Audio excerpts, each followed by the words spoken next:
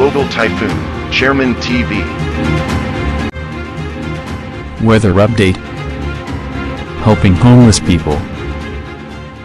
Please subscribe.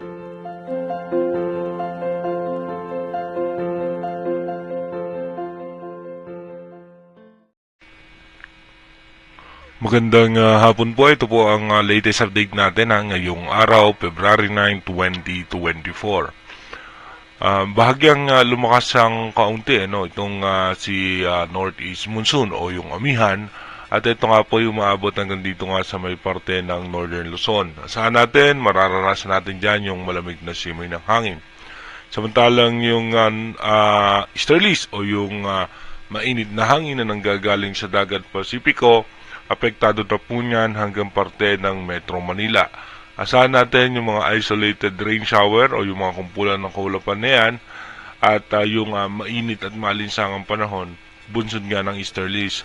At ayon naman po sa European Center ng Advanced Weather Forecast, posible nga na malapit nang tuluyang matapos ang amihan season, at dito na nga mararamdaman na natin yung init at alinsangan ng panahon dahil nga yung mainit na temperatura ng karagatan at yung mainit na temperatura ng Pacific Ocean na tinutulak ng easterlies patungo nga sa atin, kaya mararanasan na naman natin yung matinding init. At dumako muna tayo sa ating rain map animation kung saan yung mga lugar may tsansa ng mga biglaang pagulan. Dito nga po mamayang alas 7 ng gabi sa may parte ng Bicol Region may tsansa ng may hina at katamtamang pagulan. Maging dito nga po sa may ilang bahagi ng Mindanao, pero yung malaking bahagi ng ating bansa ay mananatiling maayos at maganda ang lagay ng panahon.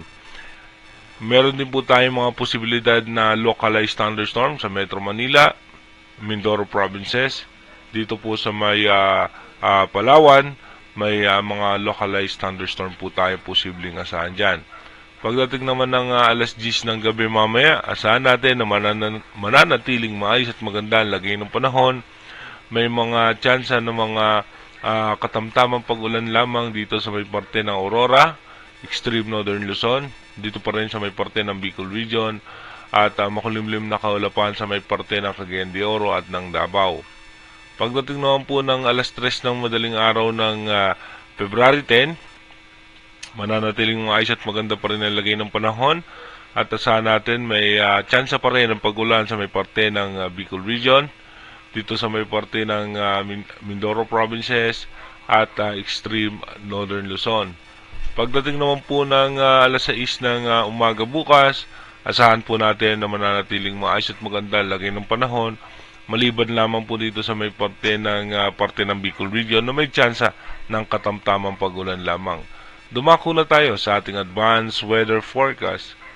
Dito po sa ating advanced weather forecast by February 10, dito po makikita natin na umiiral pa rin yung northeast monsoon. Dito nga po ay apektado po niya ng parte ng Luzon, at magkakaroon po tayo ng tsansa ng shearline pa panandalian. Dito nga po yan sa may parte ng Bicol Region by February 11 hanggang February 12. Pagdating naman po ng February 13, dito po mapapansin natin na may pagbugso pa rin yung northeast monsoon. Pagdating naman po ng February 14, dito na nga po dahan-dahang mawawala yung amihan, at mapapansin nyo nga po itong malakas na pagbugso ng easterlies. Pagdating ng February 15 hanggang 16, dito mapapansin natin mas malakas na nga po yung pagbugso pa rin ng easterlies, at asahan natin may tsansa ng mga pagulan ng eastern section ng Mindanao by February 17 hanggang 18. Asahan pa rin po natin easterlies pa rin na makakaapekto sa ating bansa, at may tsansa nga po ng pagulan dito nga po sa may parte pa rin ng Mindanao. Ayan naman po ay yung mga kumpulan na lamang ng kaulapan, bunsod po yan ng easterlies. Pagdating naman po ng February 19, kung mapapansin nyo nga po yung direksyon ng easterlies natin ay halos dire-diretso na nga po yan sa ating bansa, kaya asahan na po natin yung maalinsangang panahon o yung mainit na panahon dahil nga po sa easterlies. Inulit ko po yung ating advanced weather forecast is possible scenario pa lamang po yan, malaki pa rin ang tsansa na magbago yan. Kaya manatili tayong tumutok sa ating advanced weather forecast para malaman natin yung mga posibleng sama ng panahon na makakapekto sa ating bansa. Mag-iingat po tayo palagi. God bless po sa ating lahat.